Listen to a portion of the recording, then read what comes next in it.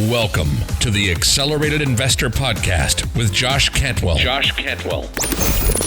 If you love entrepreneurship and investing in real estate, then you are in the right place. Josh is the CEO of Freeland Ventures Real Estate Private Equity and has personally invested in well over 500 properties all across the country. He's also made hundreds of private lender loans and owns over 1,000 units of apartments.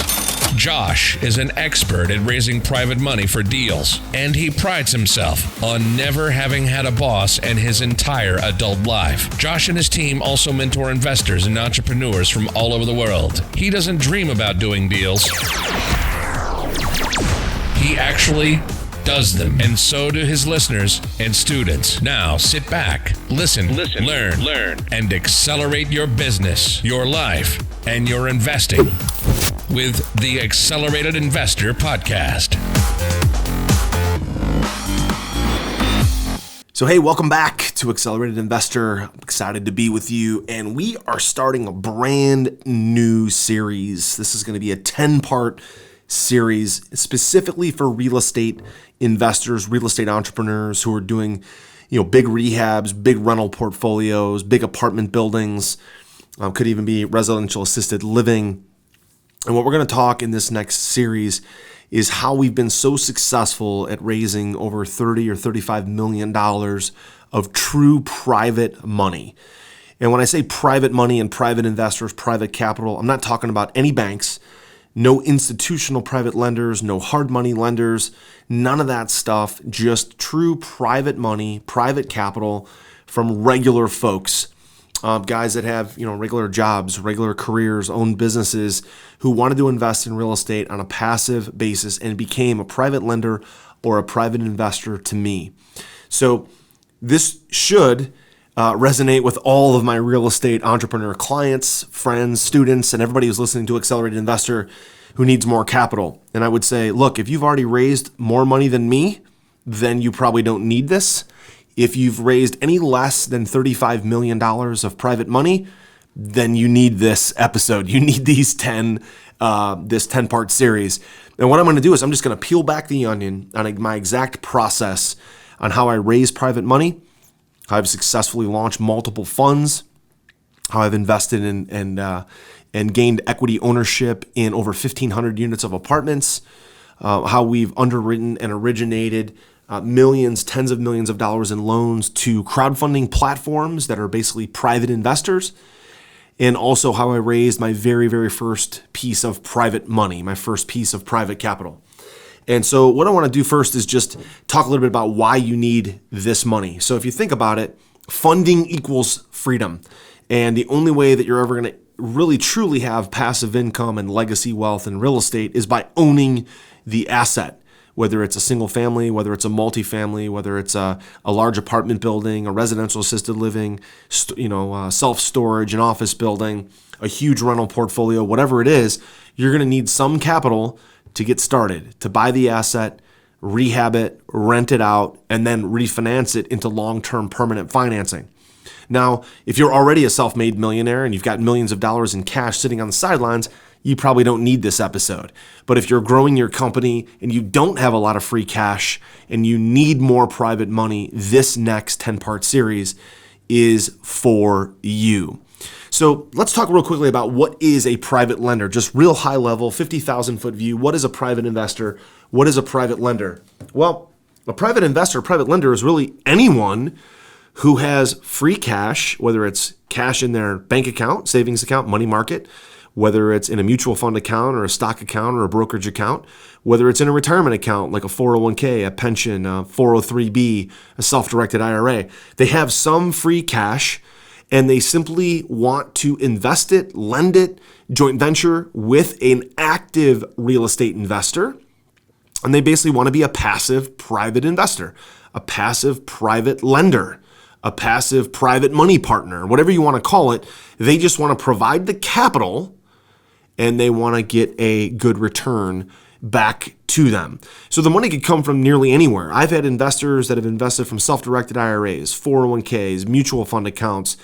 They've even taken a line of credit against their business or a line of credit against their house, let's say at 4.5%, and they've lent it to me and gotten a 10, 12, 15% return.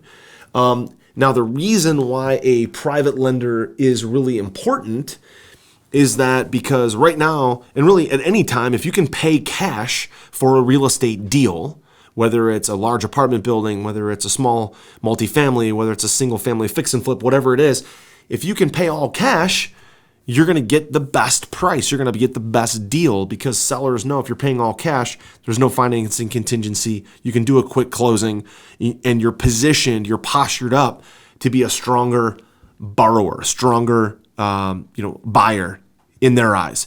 So they might be willing to sell the property for less because you can close quick, and maybe you can close in 2 weeks instead of the guy that needs a bank loan and it's going to close in 60 days. So the reason why you need private money is because, first of all, if you don't have private money, banks are not going to fund your real estate investments, okay? If you look at typical banks, Wells Fargo, Quicken Loans, JP Morgan, et cetera, they're all underwriting for Fannie Mae and Freddie Mac. So Freddie Mac will allow you to have 4 loans in your name, and Fannie Mae will allow you to have up to 10 in your name. Now, those banks, they obviously require that the property be in great condition. They do not lend on properties that need rehab. They do not lend on properties that even have peeling paint, okay? They want you to have a great, what's called debt to income ratio. You make a big income, and your total debt payments is close to about 40%, 43% of your total income. That way you have room to pay your other debts and your bills. So they look at what's called a debt to income ratio.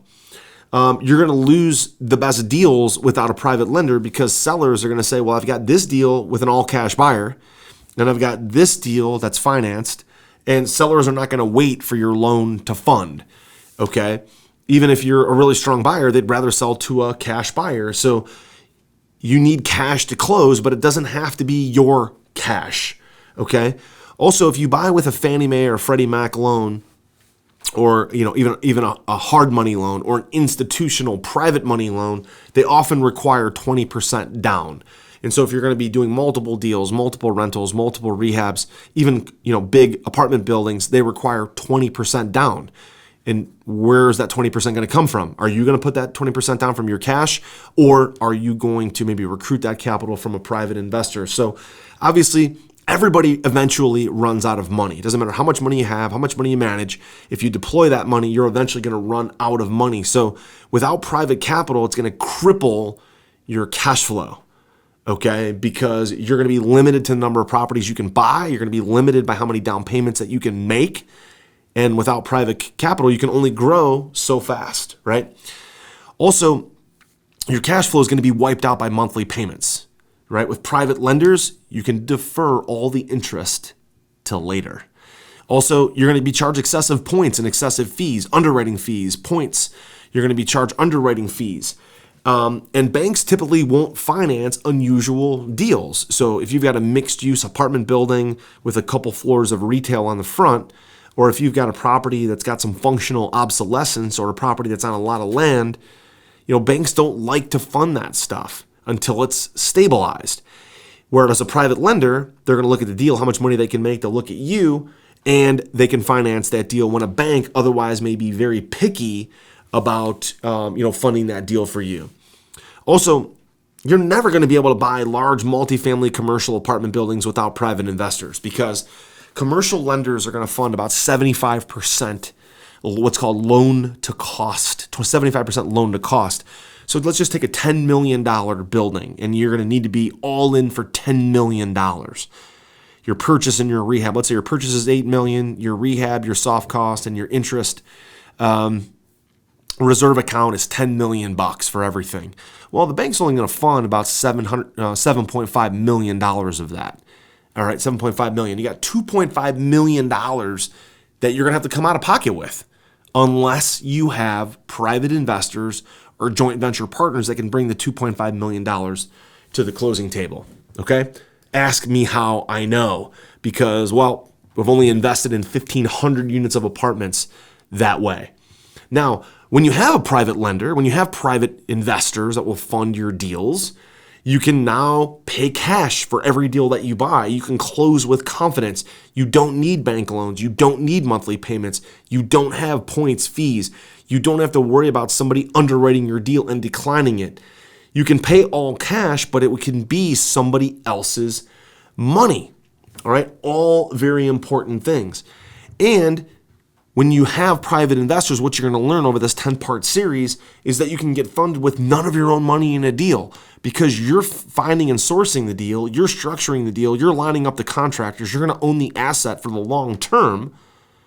Private investors will fund the deal based on the after repaired fixed up value. Okay? Meaning, hey, I'm gonna buy this asset for $200,000. It's gonna be worth $300,000, and they look at that potential equity, that $100,000 of equity or profit. They look at that and say, okay, great. There's a lot of cushion there. There's a lot of protection there. So I'll come in and fund the whole $200,000. In addition, when you have access to private investors like we do, you don't have to go through some exotic approval process. There's no credit check, no tax returns, no bank statements, no pay stubs. No debt to income ratio. Okay? And I'll talk more about that later, right? You can borrow with no monthly payments, which is really important, and let the interest accrue all until the end. All right? In addition, when you have access to private money, you can posture up with the seller. Whether it's a bank, whether it's an REO property, whether it's a motivated seller, the market right now is pretty competitive. And if you're a wholesaler, okay, and you go to the property, you're essentially paying cash, but you're paying with someone else's cash when you wholesale the property. Well, if I show up and I'm truly paying all cash, I'm going to point out in the purchase agreement, I'm going to point out to say, look, right here in the top paragraph of the purchase agreement, notice how I'm signing this purchase agreement and giving it to you, and it says, you're the seller and I'm the buyer. Let's say I'm buying the property in my company name, Freeland Properties. Well, I'm going to tell them I'm literally paying all cash. If we agree to a contract here, I'm going to pay all cash. I'm going to close in 2 weeks. All the other contracts that you're going to get on this property are going to say that Freeland Properties is the buyer, or somebody else that's making the offer that's a wholesaler is going to say their company name, and then it's going to have the words and or assigns, which means they're not paying cash for your property. They're simply getting it under contract and trying to wholesale that property to someone else. Okay? So I can posture up and position myself that I am a true cash buyer, but I'm paying with somebody else's cash. I can also quickly screen out other people. Like when I have cash, when I have private money, deals find me. I don't have to go find deals. I get calls every single week from people saying, hey, can you fund this? Hey, can you fund that? Hey, can you joint venture on this deal? Hey, I have a deal. Can I wholesale it to you? It eliminates, by focusing on funding, it eliminates my need to do a lot of heavy marketing to motivated sellers. I simply go out to the marketplace and I wave my flag around, and my flag is, in the color and the print of money, of a $100 bill. I wave my virtual flag around and say, hey, I've got all this cash. I need to buy properties. I need to close on some properties. Bring me what you got. Let's joint venture. Let me buy a property from you, and you can earn a wholesale fee. Now, in addition, on top of that, over the next 10 parts in this series, you're going to learn about the SEC regulations. You're going to learn about what's going on with the stock market and why I absolutely hate the stock market. You're going to learn how I've raised capital. You're going to learn my 5-step process for raising private money. You're also going to be able to execute more exit strategies. So when you have access to private money, you can buy the property and then sell with no time pressure, okay? Because your interest is just accruing with your private lender. You can buy the property, sell it, and get the best offer. You can wait. You can also buy it cheap and then close on it and then quickly wholesale it, like maybe a week later, 2 weeks later. You can also buy cheap and then repair the property, keep it as a rental. Or you can pay cash, buy the property, keep it as a rental, but sell it on rent to own and do a lease option. You could also renovate the property and then sell it with owner financing because you don't have a conventional bank mortgage or a hard money loan on the property. You could even sell the property immediately. Buy the property, sell it immediately, and then tell the buyer, hey, You do the fix-ups. I'm going to owner finance you this property. You do the fix-up. You fix up the property. You earn some sweat equity, okay? And I can also buy apartment deals and commercial deals all cash and then stabilize them and then refinance into long-term permanent non-recourse funding. Okay, you're going to learn about non-recourse funding. Non-recourse simply means that there's no personal guarantee, okay? All these things are really, really important. And so as you learn about private money over these next 9 or 10 solo casts, you're going to learn that you can make offers with confidence, that you can get 100% funding every single time, that you can buy assets and hold those assets long term, which is truly why we all got into real estate, is buy the asset, own the asset, and become rich, right? When I first heard about real estate, I didn't think like I was going to wholesale my way to becoming a millionaire, okay? I wasn't going to wholesale and do rehabs on my way to becoming a multimillionaire. It's all about owning the asset, okay? And that's what you're going to learn over the next 9 episodes. So if you've never raised a nickel of private money, this is going to be awesome for you. If you have only raised a little bit of private money, this is going to be awesome for you. If you've raised a ton of private money, I'm going to give you a couple tips and strategies that I use to add to your game, your private money game. That's going to take it absolutely to the next level. You're just going to love this over the next 9 episodes, and I look forward to delivering that to you. And I want to end it up and wrap up with this, which is, when I was meeting with Kevin Harrington was one of the original sharks on Shark Tank. He was on the first season of that show, and he spoke at my live event. He endorsed my book, the Flip System book. There's a couple quotes from him in the book, and Kevin and I have had multiple conversations about raising money, and he gave a cool tip, which he said, tease, please, and seize. So he's obviously raised tens of millions, hundreds of millions of dollars for his various businesses. But he said, Josh, when I raise money for my businesses or for real estate transactions, I use my system of tease, please, and seize. And I'm going to talk about that in the upcoming episodes. Thanks for being here. We'll see you in episode number 2.